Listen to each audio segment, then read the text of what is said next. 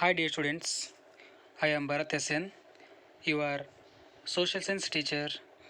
Dear students, today in this class we will discuss about the 8th standard social science bridge course class, especially business studies part. Dear students, list the things we need for our daily life. ಪ್ರಿಯ ವಿದ್ಯಾರ್ಥಿಗಳೇ, ನಾವು ದಿನನಿತ್ಯ ಬಳಕೆ ಮಾಡ್ತಕ್ಕಂಥ ವಸ್ತುಗಳನ್ನು ನೀವು ಪಟ್ಟಿ ಮಾಡಿ. ಯಾವ ಯಾವ ವಸ್ತುಗಳನ್ನು ನಾವು ನಮ್ಮ ದಿನನಿತ್ಯ ಜೀವನದಲ್ಲಿ ನಾವು ಬಳಕೆ ಮಾಡ್ತೇವೆ. ಸೊ ಅದೇ ರೀತಿ ಯಾವ ಯಾವ ಅಂಶಗಳು ನಮಗೆ ಅತ್ಯಂತ ಅವಶ್ಯಕವಾಗಿವೆ ಅಂತ ನೋಡಿದಾಗ, first one health. Health is most important and essential for human. ಆರೋಗ್ಯ ಅಂತಕ್ಕಂಥದ್ದು ಮುಖ್ಯವಾಗಿ ಮನುಷ್ಯನಿಗೆ ಬೇಕು. Next, goods and services. ಸರಕು ಮತ್ತು ಸೇವೆಗಳು ಬೇಕು. ಯಾವುದೇ ಒಂದು ವಸ್ತುಗಳು ನಮಗೆ ತುಂಬ ಅವಶ್ಯಕವಾಗಿದೆ. ನಾವು ದಿನನಿತ್ಯ ಜೀವನವನ್ನು ನಡೆಸಬೇಕಂದ್ರೆ ಹಲವಾರು ವಸ್ತುಗಳನ್ನು ಬಳಕೆ ಮಾಡ್ತೀವಿ. ಕೇವಲ ವಸ್ತುಗಳಲ್ಲ, ಸರ್ವಿಸಸ್ ಸೇವೆಗಳು ಕೂಡ ಅತ್ಯಂತ ಅವಶ್ಯಕವಾಗಿ ನಮಗೆ ಬೇಕಾಗುತ್ತೆ. And next, education. ಶಿಕ್ಷಣ ಕೂಡ ಅತ್ಯಂತ ಮುಖ್ಯವಾಗಿ ನಮಗೆ ಬೇಕಾಗುತ್ತೆ. ಆ್ಯಂಡ್ ನೆಕ್ಸ್ಟ್, ಟ್ರಾನ್ಸ್ಪೋರ್ಟೇಷನ್, ಸಾರಿಗೆ ಸಂಪರ್ಕ. So these all very important and essential for human. ಇವೆಲ್ಲವೂ ಕೂಡ ಮನುಷ್ಯನಿಗೆ ಅತ್ಯಂತ ಅವಶ್ಯಕವಾಗಿ ಬೇಕಾಗಿದೆ. So we get all of these from economic activities. ನಾವು ಇವೆಲ್ಲವನ್ನು ಯಾವುದರ ಮುಖಾಂತರವಾಗಿ ಪಡಿತೀವಿ? ಎಜುಕೇಷನ್ ಬೇಕು, ಟ್ರಾನ್ಸ್ಪೋರ್ಟೇಷನ್ ಬೇಕು, ಹೆಲ್ತ್ ಬೇಕು. We need education, transportation, health and etcetera, entertainment. So we get all of these from economic activities. ಇವೆಲ್ಲವನ್ನು ನಾವು ಆರ್ಥಿಕ ಚಟುವಟಿಕೆಗಳಿಂದ ಪಡಿತೇವೆ. ಎಕಾನಮಿಕ್ ಆ್ಯಕ್ಟಿವಿಟೀಸಿಂದ, ಆರ್ಥಿಕ ಚಟುವಟಿಕೆಗಳಿಂದ ನಡೆದಾಗ ಮಾತ್ರ ಇವೆಲ್ಲವನ್ನು ಪಡೆಯೋದಕ್ಕೆ ಸಾಧ್ಯವಾಗುತ್ತೆ. So economic activities are most important of human life. So business is mainly the production of goods and services and the activity of providing them to customers. ಹಾಗಾದರೆ ಬಿಸ್ನೆಸ್ ಅಂತಕ್ಕಂಥದ್ದು, business is also one of the economic activity. ಇದು ಒಂದು ಆರ್ಥಿಕ ಚಟುವಟಿಕೆ business ಅಂತಕ್ಕಂಥದ್ದು. Business is mainly the production of goods and services and the activity of providing them to customers. ಕಸ್ಟಮರ್ಸ್ಗಳಿಗೆ, ಗ್ರಾಹಕರಿಗೆ ಸರಕು ಸೇವೆಗಳನ್ನು ಒದಗಿಸ್ತಕ್ಕಂತಹ ಒಂದು ಚಟುವಟಿಕೆಯನ್ನು ನಾವೇನಂತ ಕರಿಬೋದು? ಬಿಸ್ನೆಸ್ ಅಂತ ಕರಿಬೋದು. So the main aim of business is production of goods and services to the customers. ಗ್ರಾಹಕರಿಗೆ ಸರಕು ಮತ್ತು ಸೇವೆಗಳನ್ನು ಒದಗಿಸ್ತಕ್ಕಂಥದ್ದು ವ್ಯವಹಾರ ಅಥವಾ ಬಿಸ್ನೆಸ್ ಅಂತ ನಾವು ಕರಿಬೋದು. ಇದರ ಒಂದು ಮುಖ್ಯ ಉದ್ದೇಶ ಅಂತ ಕೂಡ ನಾವು ಕರಿಬೋದು. There are so many business. ನಾವು ಬಿಸ್ನೆಸ್ಸಲ್ಲಿ ಹಲವಾರು ಟೈಪ್ಸ್ಗಳನ್ನು ನೋಡ್ತೀವಿ. Agriculture is also one of the business, and minings, textile business, and electronic items business, and T V, radio, mobiles, computers, softwares, multinational companies. So ಈ ಎಲ್ಲವನ್ನು ಕೂಡ ನಾವು ಬಿಸ್ನೆಸ್ಸಲ್ಲಿ ಹಲವಾರು ವಿಧಗಳನ್ನು, ನಾವು ಹಲವಾರು ರೀತಿಯ ಬಿಸ್ನೆಸ್ಗಳನ್ನು ನಾವು ನೋಡ್ತೀವಿ. Dear students, observe this picture. So what is this? ಈ ಚಿತ್ರವನ್ನು ನೋಡಿ. ಇದನ್ನು ನೋಡಿದಾಗ ನಿಮಗೆ ಏನು ಅನಿಸುತ್ತೆ? So this is the picture of exchange. ವಿನಿಮಯ ಅಂತ ಕರಿತೀವಿ. ಎಕ್ಸ್ಚೇಂಜ್ ಮೀನ್ಸ್ ವಿನಿಮಯ. So the distribution of goods and services is called exchange. Exchange ಅಂದರೆ the distribution of goods and services to customers. ಸರಕು ಮತ್ತು ಸೇವೆಗಳನ್ನು ನಾವು ಗ್ರಾಹಕರಿಗೆ ವಿತರಣೆ ಮಾಡ್ತೀವಲ್ಲ, ಅದನ್ನು ನಾವು ಅವರಿಗೆ ತಲುಪಿಸ್ತೀವಲ್ಲ, ಇದನ್ನು ನಾವೆಂತ ಕರಿಬೋದು, ಎಕ್ಸ್ಚೇಂಜ್ ಅಥವಾ ವಸ್ತು ವಿನಿಮಯ ಅಂತ ಕರಿತೀವಿ.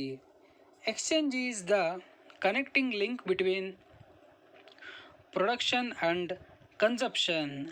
ಇದು ಒಂದು ರೀತಿ ಪ್ರೊಡಕ್ಷನ್ ಉತ್ಪಾದನೆ ಮತ್ತು ಬಳಕೆ, ಈ ಎರಡರ ಮಧ್ಯೆ ಕನ್ಸಪ್ಷನ್, ಈ ಎರಡರ ಮಧ್ಯೆ ಲಿಂಕನ್ನು ಕ್ರಿಯೇಟ್ ಮಾಡುತ್ತೆ. ಒಂದು ಕೊಂಡಿ ಅಂತ ಕರಿಬೋದು, ಕೊಂಡಿ ಅಂತ ನಾವು ಕರಿಬೋದು. ಇದು ಒಂದು ಸಂಬಂಧವನ್ನು ಕಲ್ಪಿಸ್ತಕ್ಕಂಥದ್ದು ಯಾವುದು ಅಂದರೆ ಈ ಒಂದು ವಿನಿಮಯ ಅಥವಾ ಎಕ್ಸ್ಚೇಂಜ್ ಅಂತ ಹೇಳ್ಬೋದು.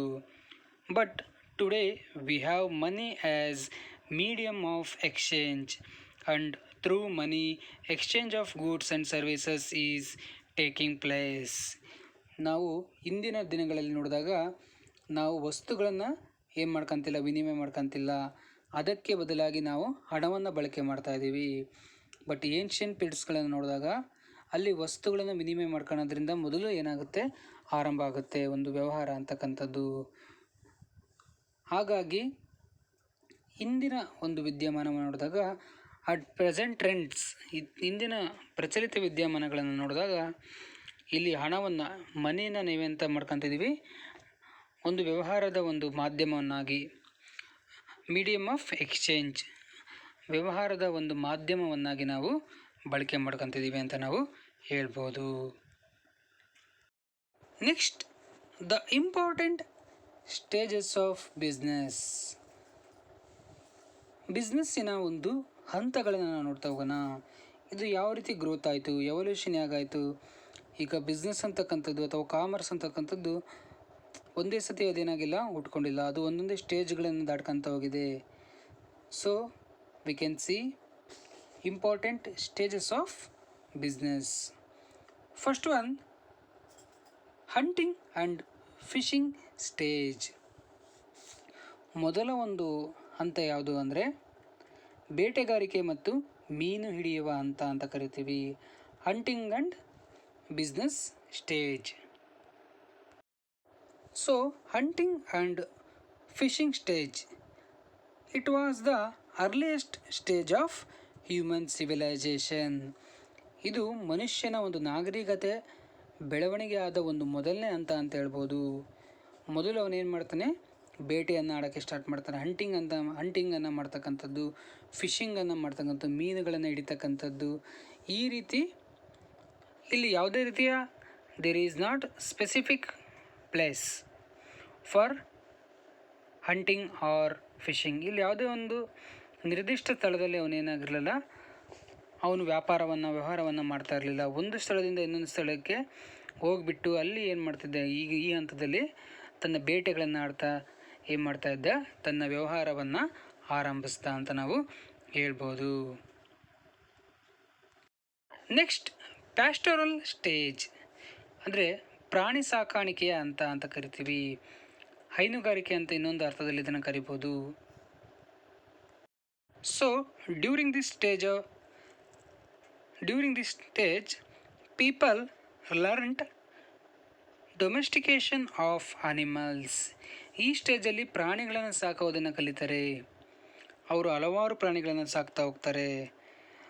ಗೋಟ್ಸ್ ಆಗಿರ್ಬೋದು, ಕ್ಯಾಟ್ಲ್ ಆಗಿರ್ಬೋದು, ಶೀಪ್ ಆಗಿರ್ಬೋದು, ದನ, ಕುರಿಗಳು, ಮೇಕೆಗಳು, ಈ ಎಲ್ಲವನ್ನು ಸಾಕೋದಕ್ಕೆ ಆರಂಭ ಮಾಡ್ತಾರೆ. ಇದರಿಂದ ಅವರಿಗೆ ಫುಡ್ ಅವರಿಗೆ ದೊರಕುತ್ತೆ. ಅದೇ ರೀತಿ ಅವರು ಹೊಚ್ಕೊಳ್ಳೋದಕ್ಕೆ ಬೆಡ್ಶೀಟ್ಸ್ ಆಗಿರ್ಬೋದು, ಈ ರೀತಿಯಾಗಿ ಹಲವಾರು ಅನುಕೂಲಗಳನ್ನು ಪಡಿತಾ ಹೋಗ್ತಾರೆ. ಇದು ಎರಡನೇ ಹಂತ. Next, agricultural stage. So after several years of pastoral stage people learned the art of growing some crops. ಈ ಒಂದು ಹಂತವನ್ನು, ಪ್ರಾಣಿ ಸಾಕಾಣಿಕೆ ಹಂತವನ್ನು ತಲುಪಿದ ನಂತರ ಏನು ಮಾಡ್ತಾರೆ, ಅವರು ಕೃಷಿ ಮಾಡ್ತಕ್ಕಂಥ ಒಂದು ಕಲೆಯನ್ನು ಕಲಿಯೋದಕ್ಕೆ ಆರಂಭ ಮಾಡ್ತಾರೆ. ಇದು ಮೂರನೇ ಹಂತ ಅಂತ ಹೇಳ್ಬೋದು. Next, handicraft stage. ಇದನ್ನು ಕುಶಲಕರ್ಮಿಗಳ ಅಂತ ನಾವು ಕರಿಬೋದು. So the agriculturists wanted some tools or implements. They wanted houses to live. To fulfil these requirements, some of people engaged themselves in making tools and also to construct houses. ಇಲ್ಲಿ ಕೇವಲ ಅಗ್ರಿಕಲ್ಚರನ್ನು ಮಾಡಿದ್ರೆ ಸಾಕಾಗಲ್ಲ, ಆ ಒಂದು ಮನುಷ್ಯ ವಾಸ ಮಾಡೋದಕ್ಕೆ ಮನೆ ಬೇಕಾಗುತ್ತೆ, ಅದನ್ನು ಕಟ್ತಕ್ಕಂಥ ಒಂದು ಸ್ಕಿಲ್ ಬೇಕಾಗುತ್ತೆ. ಹಾಗಾಗಿ ನಿಧಾನವಾಗಿ ಏನು ಮಾಡೋದನ್ನು ಕಲಿತಾರೆ, ಅವರು ಮನೆ ಕಟ್ಟೋದನ್ನು ಕಲಿತಾರೆ, ಸಣ್ಣ ಪುಟ್ಟ ಕಸಬುಗಳನ್ನು ಕಲಿತಾರೆ. ಅಂಥದ್ದನ್ನು ನಾವೆಂತ ಕರಿಬೋದು, ಹ್ಯಾಂಡಿಕ್ರಾಫ್ಟ್ ಸ್ಟೇಜ್, ಕುಶಲಕರ್ಮಿಗಳ ಅಂತ ನಾವು ಕರಿಬೋದು. Next stage barter system stage. ಇದನ್ನು ವಸ್ತು ವಿನಿಮಯ ಪದ್ಧತಿ ಅಂತ ಕರೀತಾರೆ. Barter system stage. So in the stage the division of labour enabled quick production of goods. The goods produced var directly exchanged. ಈ ಹಂತದಲ್ಲಿ ಶ್ರಮ ವಿಭಜನೆಯಿಂದ ಡಿವಿಷನ್ ಆಫ್ ಲೇಬರ್ ಅಂದರೆ ಒಂದು ಕೆಲಸವನ್ನು 10 ಜನರು ಏನು ಮಾಡ್ತಾರೆ, ಡಿವೈಡ್ ಮಾಡ್ಕೊಂಡು ಮಾಡ್ತಕ್ಕಂಥದ್ದು ನಾವೆಂತ ಕರಿಬೋದು, ಡಿವಿಷನ್ ಆಫ್ ಲೇಬರ್ ಅಂತ ಕರಿಬೋದು. ಇಲ್ಲಿ ಹಲವಾರು ವಸ್ತುಗಳನ್ನು ಉತ್ಪಾದನೆ ಮಾಡಿ ಆ ಉತ್ಪಾದನೆ ಮಾಡಿದ ಒಂದು ಟೂಲ್ಸ್ ಅಥವಾ ಮೆಟೀರಿಯಲ್ಸ್ಗಳನ್ನು ಎಕ್ಸ್ಚೇಂಜ್ ಮಾಡ್ಕೊತಾರೆ. ಅದನ್ನು ಒಬ್ಬರು ಇನ್ನೊಂದು ವಸ್ತುವನ್ನು ನೀಡಿ ಅವ್ರಿಗೆ ಬೇಕಾಗಿರ್ತಕ್ಕಂಥ ವಸ್ತುವನ್ನು ಪಡಿತಾರೆ. ಸೊ ಇದು ಒಂದು ಸ್ಟೇಜ್ ಅಂತ ಹೇಳ್ಬೋದು. ಈ ಸ್ಟೇಜಿಂದನೇ ಮುಂದೆ ಹಲವಾರು ಡೆವಲಪ್ಮೆಂಟ್ ಆಗ್ತಕ್ಕಂಥ ಬಿಸ್ನೆಸ್ಸಲ್ಲಿ ಡೆವಲಪ್ಮೆಂಟ್ ಆಗೋದನ್ನು ನಾವು ನೋಡ್ತೀವಿ. ನೆಕ್ಸ್ಟ್ ಮನಿ ಎಕಾನಮಿ ಸ್ಟೇಜ್. ಇದನ್ನು ಹಣದ ಆರ್ಥಿಕತೆಯ ವ್ಯವಸ್ಥೆಯ ಅಂತ ಕರಿಬೋದು. So in the stage to overcome the difficulties of barter system of exchange, many mediums of exchange were used.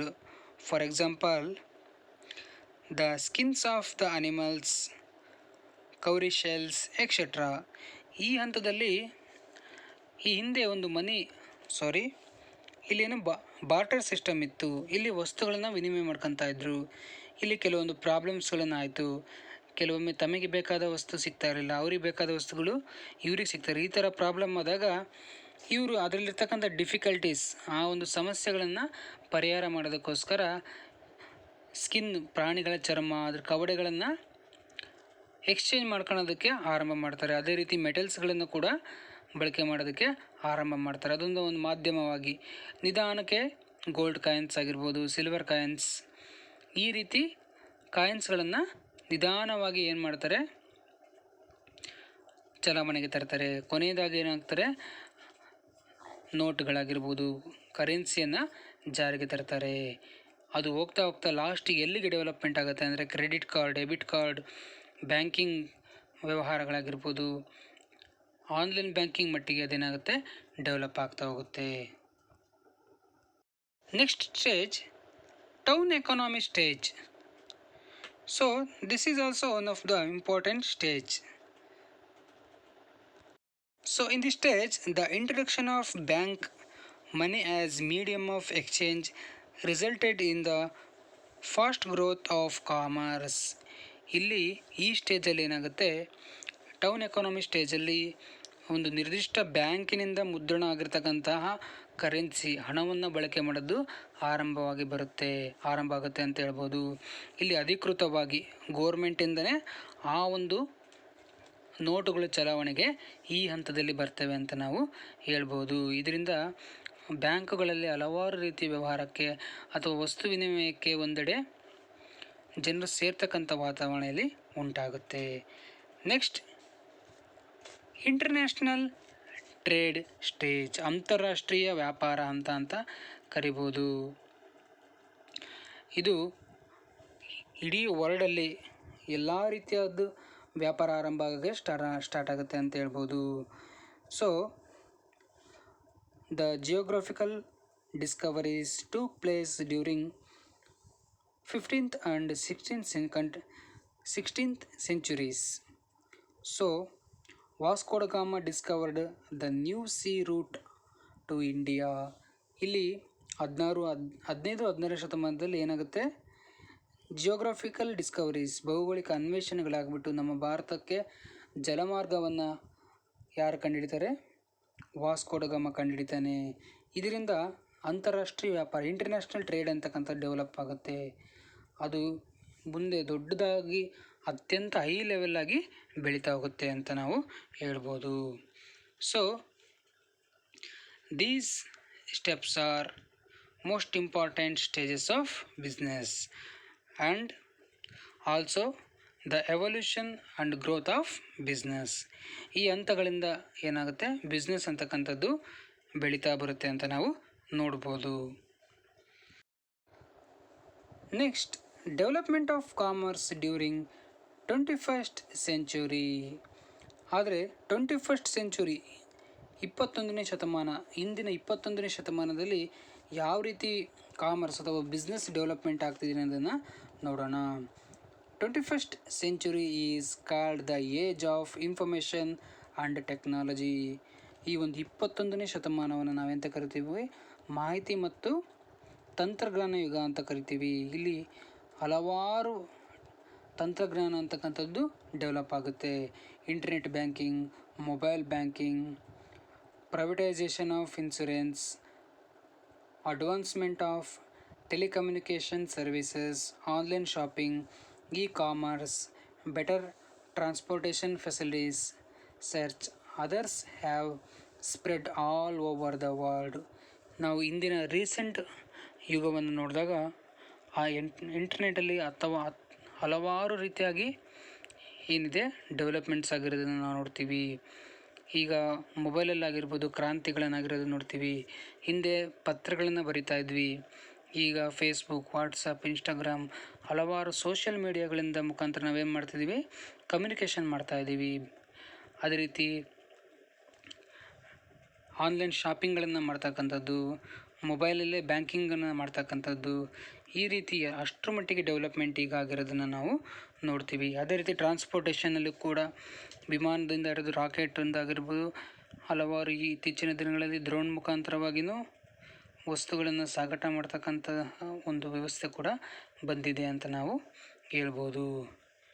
So 21st century is called the age of information and technology. ಈ ಒಂದು 21ನೇ ಶತಮಾನವನ್ನು ಮಾಹಿತಿ ತಂತ್ರಜ್ಞಾನ ಯುಗ ಅಂತಲೇ ಕರೆಯಲಾಗಿದೆ. Next, multinational companies or corporations, ಅಂದರೆ ಅಂತಾರಾಷ್ಟ್ರೀಯ ಅಥವಾ ಬಹುರಾಷ್ಟ್ರೀಯ ಕಂಪನಿಗಳು ಅಂತ ಕರಿತೀವಿ. So multinational companies have spread their business in many countries.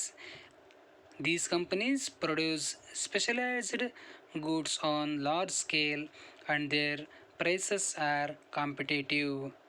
On the whole, commerce is developing at a greater speed. ಅದೇ ರೀತಿ ಮಲ್ಟಿನ್ಯಾಷನಲ್ ಕಂಪ್ನಿಗಳು ಈಗ ಇಂದಿನ ಒಂದು 21st ಸೆಂಚುರಿಯಲ್ಲಿ ಎಸ್ಟಾಬ್ಲಿಷ್ ಆಗಿರೋದನ್ನು ನಾವು ನೋಡ್ತೀವಿ. ಹಲವಾರು ಮಲ್ಟಿನ್ಯಾಷನಲ್ ಕಂಪ್ನಿಗಳಾಗಿರ್ಬೋದು, Nokia, Samsung, Microsoft, Apple, Intel, ಈ ರೀತಿ ಹಲವಾರು ಕಂಪ್ನಿಗಳು ಏನಾಗಿದ್ದಾವೆ, ಎಸ್ಟಾಬ್ಲಿಷ್ ಆಗಿದ್ದಾವೆ. ಇವರು ಅತ್ಯಂತ ವಿಶಿಷ್ಟವಾಗಿರ್ತಕ್ಕಂಥ ಪ್ರಾಡಕ್ಟ್ಸ್ಗಳನ್ನು ಏನು ಮಾಡ್ತಾರೆ, ಪ್ರೊಡಕ್ಷನ್ ಮಾಡ್ತಾರೆ. ಸ್ಪೆಷಲೈಸ್ಡ್ ಗೂಡ್ಸ್ಗಳನ್ನು ಅವು ಹಲವಾರು ಕಾಂಪಿಟೇಷನ್ಗಳ ನಡುವೆ ಅವರು ಏನು ಮಾಡ್ತಾರೆ, ಉತ್ಪಾದನೆ ಮಾಡಿ ಜನರಿಗೆ ಕಡಿಮೆ ಬೆಲೆಗೆ ದೊರೆಯುವಂತೆ ಅವರು ಮಾಡ್ತಾರೆ ಅಂತ ಹೇಳ್ಬೋದು. So on the whole commerce is developing at A greater speed. ನಮ್ಮ ಈ ಒಂದು ಕಾಮರ್ಸ್ ಅಥವಾ ಬಿಸ್ನೆಸ್ ಅಂತಕ್ಕಂಥದ್ದು ಈಗ ಇಂದಿನ ಒಂದು 21st ಸೆಂಚುರಿಯಲ್ಲಿ ಅತ್ಯಂತ ವೇಗವಾಗಿ ಡೆವಲಪ್ ಆಗ್ತಾ ಹೋಗ್ತಾ ಇದೆ ಅಂತ ನಾವು ನೋಡ್ಬೋದು. Okay dear students, understand? So dear students, today in this class we discussed about the meaning of business, important stages of business, and 21st century commerce, development of 21st century commerce or business. 21ನೇ ಶತಮಾನದಲ್ಲಿ ಯಾವ ರೀತಿ development ಆಯಿತು ಅನ್ನೋದ್ರ ಬಗ್ಗೆ ನಾವು ತಿಳಿದ್ವಿ. Okay dear students, in the next class we discuss about the another important facts or factors in social science subject. Okay, write down the homework. What is meaning of business? What is the meaning of business? What are the stages of business? And last one, explain the development of commerce during 21st century. Okay, dear students, thank you.